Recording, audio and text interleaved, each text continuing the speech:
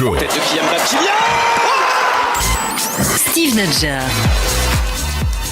Bonsoir à tous, ravi de vous retrouver dans Classico sur Radio J, une émission ce soir largement consacrée au choc demain entre le Paris Saint-Germain et le Bayern Munich. C'est le retour de la Ligue des Champions, une compétition que les Parisiens retrouveront dans un état pas franchement optimal après un mois de janvier catastrophique. Paris est-il bien le favori contre le Bayern qui a lui aussi connu un coup de mou ces dernières semaines? On mettra la question sur la table dès le début de cette émission. Gros plan également dans Classico sur la fronde des supporters parisiens, une fronde qui porte à la fois sur les performances des joueurs mais aussi sur le tarif prohibitif des places au Parc des Princes. Enfin, on reviendra sur le week-end disparate des équipes dans le rétroviseur du Paris Saint-Germain. L'OM confirme, Lens freine, Monaco fonce. Voilà pour le programme de Classico. Tout de suite, le casting du soir. C'est l'avocat des causes perdues et ses plaidoyers font trembler la France du foot. Benjamin Krief est avec nous. Bonsoir Benjamin. Bonsoir Steve, bonsoir à tous. Benjamin, l'image que tu retiens de ce week-end sur cette musique de Steve Wonder, pour toi?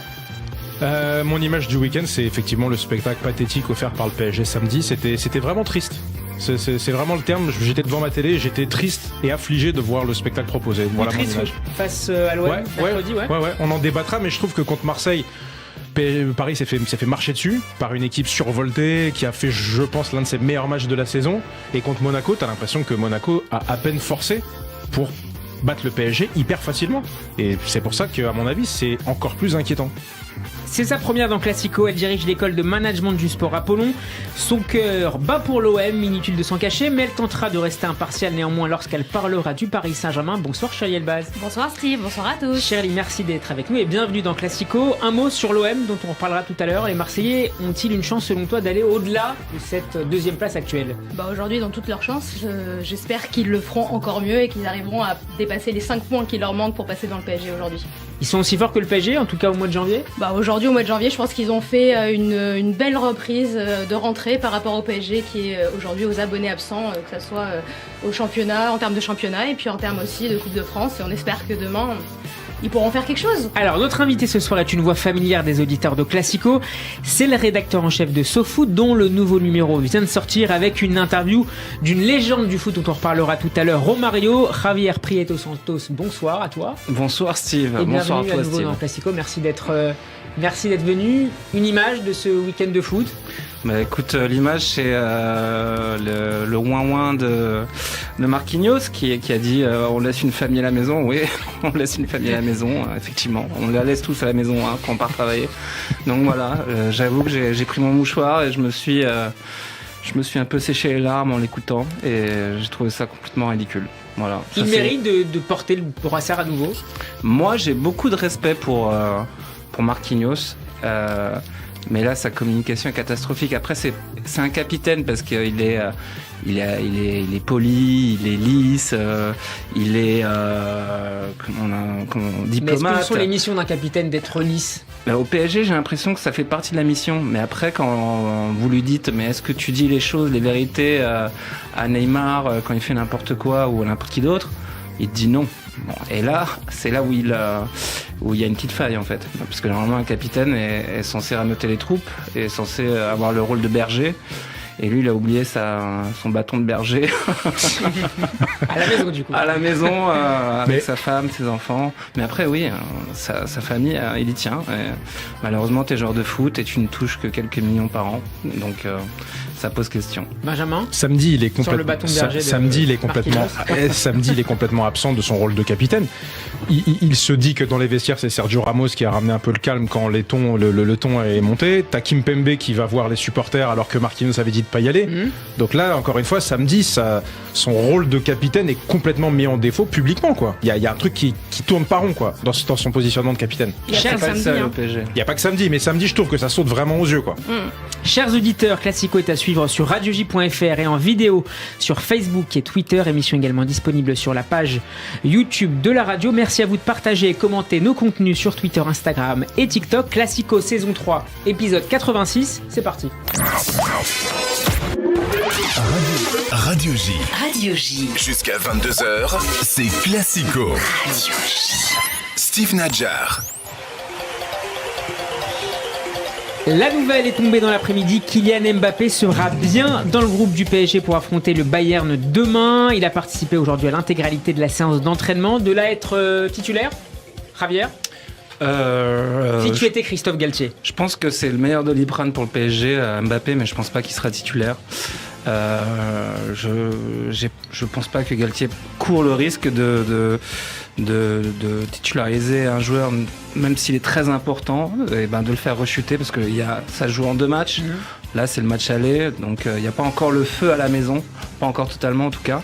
Et je pense qu'il va le garder pour qu'il soit un peu plus en forme au retour. Benjamin, pas encore le feu. Je vais me permettre de ne pas être d'accord avec notre invité dès la première intervention, mais s'il n'y a pas le feu là, j'y vais alors. S'il n'y a pas le feu là maintenant, franchement, qu'est-ce qu'il faut Ligue des Champions. Ouais, mais de manière générale, là, le match de Ligue des Champions, il arrive dans un contexte cataclysmique, quoi. Franchement, encore une fois, le match de Monaco m'a encore plus choqué que Marseille. Parce que Monaco, t'as l'impression qu'il n'y a aucune solution offensive. Oui, personne ne peut faire la différence. Ouais, mais c'est là où, du coup, faire rentrer Mbappé titulaire, quitte peut-être à le sortir ou je ne sais quoi, mais au moins, dès le début du match, tu vois, tu vas proposer quelque chose et le Bayern de Munich va être obligé de s'adapter. Le fait qu'il y ait Mbappé sur le terrain ou pas à l'engagement, je crois que ça change aussi, tu vois, la perception, la préparation du Bayern de ce match. C'est ça qui m'intéresse. Shirley ? Moi, je pense qu'il faut qu'il fasse rentrer Mbappé, quitte à le préserver en fin de match, mais il ne faut pas oublier que les matchs retour du PSG en Ligue des Champions ne sont pas forcément mirobolants et on a les résultats qui attestent. La dernière fois, c'était inverse. C'était d'abord à Munich et puis là, le retour à Paris. Donc je pense que Mbappé, il faut qu'il revienne sur le terrain, qu'il arrive à fédérer l'équipe, même si c'est pas le capitaine, mais je pense que derrière lui, il peut se passer des choses. Il peut y avoir un mouvement. Alors, est-ce qu'il a intérêt, Galtier, compte tenu de la pression aussi qui l'entoure, on va parler tout à l'heure de lui en tant que tel et des critiques dont il fait parfois l'objet, est-ce qu'il a intérêt à obtenir un résultat très très rapidement pour éteindre les premières critiques qui commencent à être de plus en plus fortes contre lui ? Je pense. Après, je tiens à dire que vous êtes les avocats les moins frileux de la place de Paris. Vous voulez mettre Mbappé tout de suite. Bien sûr. Non, mais c'est bien. Ça fait plaisir pour cette profession. Que l'on respecte. Qu'on le respecte, évidemment. Tu m'étonnes. Toujours. Pour revenir à Monsieur Galtier, il va bientôt en avoir besoin d'un avocat parce que là, il est complètement à court d'arguments. C'est quelqu'un qui... Personnellement, je commence à être un peu déçu. Si on se refait le film, Galtier, on se souvient de lui à Saint-Etienne, c'était un jeu, franchement, ça ou aller dormir, le jeu proposé par les Verts ou aller dormir, c'était un peu pareil. Il s'est remis en question et c'est rare dans le football français. Et quelqu'un qui se remet en question et qui arrive à proposer du jeu tel qu'il l'a proposé à Lille, je me suis dit... Pas à Nice. Pas à Nice, mais à Lille, pour le coup, les champions avec une équipe somme toute assez moyenne, entre guillemets, sans manquer de respect aux Dogs. Je me suis dit, là, il va passer un cap et il va nous montrer ce qu'il sait faire. C'est quelqu'un qui a tout remis en cause, ses préceptes, ses idées, sa manière de coacher, son management. On l'a fait en interview à SoFoot, il nous expliquait qu'il avait essayé de prendre des cours de management, quelque part, il nous disait qu'il s'était préparé à coacher un club de Champions League, du pédigré du PSG. Ça a bien commencé. Il a eu la confiance de Luis Campos, il a eu la confiance d'Mbappé. Avec des idées assez claires, visiblement, notamment le passage à 3 derrière. Avec des idées assez claires, effectivement. Le problème, c'est que je sens au fil des semaines, il est justement en train de perdre le fil, quoi. Ouais. C'est-à-dire que il n'a plus aucune incidence. Les joueurs, j'ai l'impression qu'ils ne lui font plus confiance. Neymar et Messi, Mbappé un petit peu moins, mais Neymar et Messi, j'ai l'impression que peu importe ce qu'ils racontent ou ce qu'ils peuvent lui dire, ils vont n'en faire qu'à leur tête. Et le milieu de terrain est un chantier, alors que c'est la salle des machines. Est-ce qu'on ne savait pas dès le départ, mais Christophe Galtier, on savait qu'il avait un palmarès évidemment avec Saint-Etienne, mais aussi avec le titre de champion à Lille, mais ce n'est pas Ancelotti face à Messi, face à Neymar, face à Mbappé. Oui, mais c'était bien de changer aussi, Steve. Oui, mais de changer peut-être avec un entraîneur européen. Il y a eu 4-5 entraîneurs. Ancelotti, Emery, Tuchel, Pochettino. Et pour le coup, ils ont presque tous gagné une Ligue des Champions, une Coupe d'Europe en partant du PSG. Des choses après, C'est un club qui n'est pas gouvernable. Exactement. Tout simplement. Voilà. En fait, il faut mettre un militaire, quoi. C'est pas en fait Galtier. Là, c'était un duo par ailleurs. C'était Galtier, Luis Campos qui se connaissent. C'est ça. Mais tant que tu n'auras pas un patron sportif au sens terrain. On l'a. c'est qui justement? Ah, au sens terrain, d'accord. Voilà, au sens terrain, c'est Campos pour l'instant le boss sportif. Et donc ça peut pas fonctionner. Ce qui manque à ce club, c'est quelqu'un qui sur le terrain et en dehors aussi va être le patron, mais que le sportif soit remis au cœur du sujet Ramos, et que ce soit on a lui. Mbappé, Non, on a je te parle d'un éventuellement coach. Danilo, Il faut que ce soit un coach incontestable. Au début, on a loué Galtier et franchement, c'était normal parce qu'on avait l'impression qu'il avait remobilisé tout le monde, il leur avait réappris à courir, à faire du pressing, du mouvement, de la percussion et autres. On voyait ça. Aujourd'hui, mais on voit plus rien du tout. Mais ce qu'on tout voit, le monde c'était s'est pas éteint. la Parce qu'il y avait moins de bling-bling aussi. Parce Ouais. que quelque part, on s'est habitué au bling-bling. Le PSG, c'est quoi? Le problème du PSG, c'est qu'ils alignent des noms. Exactement. Il n'y a c'est aucune un album cohérence. Panini, Il y a aucune cohérence. J'ai les On a meilleures les stars. vignettes Panini, on a les les meilleures stars. stars. Mais le problème, c'est que c'est pas ça le foot. Mais- On l'a vu en Ligue des Champions. Mais Javier- Liverpool gagne avec. Ok, ils ont Salah, Mané, mais avant d'arriver Exactement. à Liverpool, ils inscrivaient pas 50 000 Non, mais buts. quoi. t'as Et dit ils avaient Wijnaldum qu'on a fait venir à Paris, qui était Et mauvais. qui s'est joue pas. éteint. Et moi, Non, le mais- problème, c'est ça. Excuse-moi. Vas-y. Benjamin. Mais au milieu de terrain, on fait venir Fabien Ruiz, on fait venir Soler, on fait venir Vitinha. Vitinha, qui ont tous fait la Coupe du Monde. Et là, on nous présente pour les charlots les plus finis de l'histoire du football. Moi, je veux bien. Mais Wijnaldum, c'est un super exemple. Wijnaldum, il arrive. Il est champion d'Europe avec Liverpool. C'était peut-être l'un des meilleurs milieux de terrain de Première Ligue. Tout le monde dit « Ah, mais c'est ça, il va remplacer Matuidi ». Il arrive et il met pas un pied devant l'autre. Mais comment c'est possible que des milieux de terrain de leur pédigré arrivent au PSG et qu'on ne les reconnaisse plus? Alors Tout qu'il simplement avait parce qu'il n'y a pas d'idée excellente directrice. sélection La Coupe du quelques Monde. semaines avant Il n'y a d'arriver. pas hein. et la L'effet Coupe du Monde, il n'y a l'effet pas d'idée post-Coupe du directrice, c'est la Coupe du Monde. Alors, Shirley, sur l'effet Coupe du Monde, justement, on parlait de la blessure de Mbappé tout à l'heure. Hakimi a été blessé, Vitinha a été blessé, Mukiele a été blessé. Messi, évidemment, a été blessé. C'est simplement le fait une forme de compensation physique de ces jours-là, ou il y a aussi des questions d'organisation, notamment ce voyage en Arabie Saoudite? Pour moi, il y a des questions vraiment d'organisation. On leur fait faire des voyages. J'ai l'impression qu'il y a plus un enjeu marketing et financier où on va on va amener les joueurs et à vendre des maillots. Ah, il faut mets-toi en face de ton micro. À vendre des maillots, etc. Et elle est ramenée à faire des kilomètres et des kilomètres juste pour qu'ils se montrent. Mais de l'autre côté, on ne pense pas au terrain et aux joueurs pour un championnat, une Ligue des Champions, etc. Et Mais puis sur qui le- ne pense pas? Qui ne pense pas? Sur Shirley, qui ne pense pas? Qui Mais ne Charlie, pense pas? t'as raison dans ce que tu dis, mais là où quand même il faut ramener ça un minimum sur le terrain, c'est que quand tu regardes contre Marseille, contre Monaco, tactiquement, techniquement, t'as une équipe qui est sans idée, quoi. Sans Et ça, idée. c'est de la faute de Galtier, du coup. Non, mais c'est Là, la faute de... à Monaco, il y a rien. Il y a pas un schéma de jeu, il y a pas un truc, si ce n'est Neymar qui va essayer de faire des dribbles qu'il n'arrive plus à faire. Qu'est-ce que tu as comme possibilité? Il a raison dans son embrouille dans ses embrouilles avec Ekitike qu'on a vu tout le match. Mais Ouais, avec c'est- Vitinha, hein. ou avec Vitinha, ça ne marche pas. Ils n'arrivent pas à jouer ensemble. Ça, je suis désolé, c'est quand même un peu de la faute de Galtier. Pochettino s'est fait massacrer à dessein. Tuchel avant lui s'est fait massacrer. Moi, je trouve de manière trop sévère.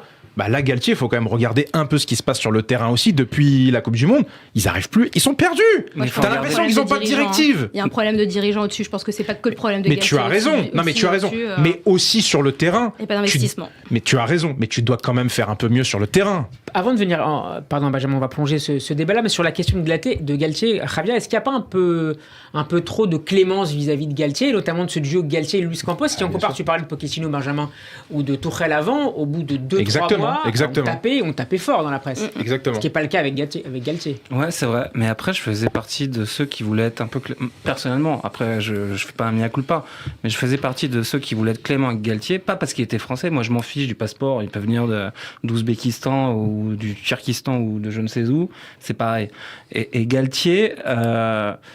encore une fois, j'avais l'impression qu'il s'était remis en cause et que son association avec Luis Campos, qui est pas n'importe qui dans le football, parce qu'il a quand même fait des belles choses à Monaco et à Lille, c'est deux clubs qui sont devenus champions sous sa houlette, me faisait dire que ça pouvait marcher. Et il y avait un paradigme à casser. Ce paradigme, c'était le paradigme du bling-bling. Campos, vous le voyez jamais dans les soirées. Il va pas au micro tous les 4 matins comme Leonardo qui adorait ça. Il fait pas passer des messages. C'est quelqu'un qui a un profil plus football, entre guillemets. Donc c'est très bien. C'est pas un politicien. Et Galtier, c'est pareil. C'est quelqu'un qui avait un profil plus football. Et Javier, le problème, c'est que c'était la fin de la République des joueurs aussi au PSG. C'était la fin de la République des joueurs, mais le problème, c'est que c'est pas la fin de la République des joueurs. Bah oui. Parce que les joueurs, en fait, savent que qui va sauter en cas de problème, eh ben, c'est Galtier. Mais c'est vrai au PSG, c'est vrai ailleurs. Mais Galtier, j'ai l'impression qu'il est à court de cartouches. Qu'est-ce qu'il peut faire? en termes de management pour remobiliser ses troupes. C'est là que je le sens un peu démuni, quoi. Mais c'est assez grave. Vous trouvez qu'il a pris prise sur les joueurs, Mais il a sur pris- les cours des matchs? Non, C'est grave quand même. non, mais j'ai l'impression que c'est un chauffeur qui a un pare-choc qui pèse trop lourd. Et le pare-choc, qui s'appelle Messi, Mbappé, Neymar. Mais ça, il Et le ce savait. pare-choc avant, il fait virer tout le club parce que déjà, c'est les 3 stars, c'est ceux qui marquent des buts. Mais Javier, On l'a vu quand. On l'a vu, pardon, excuse-moi, Vas-y, Benjamin, vas-y. mais on l'a vu quand sur plusieurs matchs, quand Mbappé ou Messi ou Neymar sont tous alignés, on a l'impression que le jeu ne doit passer que par eux. Donc il y a plus d'attitude, ils Mais ont plus de. Javier, Adrien, c'est pardon, la. je te coupe, Ouais, on va vas-y, juste vas-y. écouter Galtier, Coupe-moi, je t'en prie. Christophe Galtier, Si sur la crise s'il est en de, direct, vas-y. Ouais. sur le manque de forme de certains joueurs. On l'écoute et je te laisse céder la parole juste Non, mais après. vas-y, je t'en prie. Je suis inquiet sur l'état de forme du groupe, que ce soit ceux qui sont absents. Il y avait des absents importants, des joueurs qui étaient sur le banc qui ne pouvaient pas rentrer, un joueur qu'il a fallu sortir ce matin. Il a fallu recomposer l'équipe parce qu'il y avait des joueurs qui avaient des problèmes gastriques. Dans le vestiaire, Fabien Ruiz était isolé puisque lui, voilà, il avait une gastro. Donc évidemment, on est inquiet. On est à 14 buts encaissés depuis la reprise. Je crois qu'on n'avait pas pris autant sur la première phase. Évidemment que je suis inquiet, mais c'est comme ça, c'est une période difficile. Ce que je vais dire va paraître, je sais pas comment les gens vont le prendre, mais on fait avec les forces actuelles.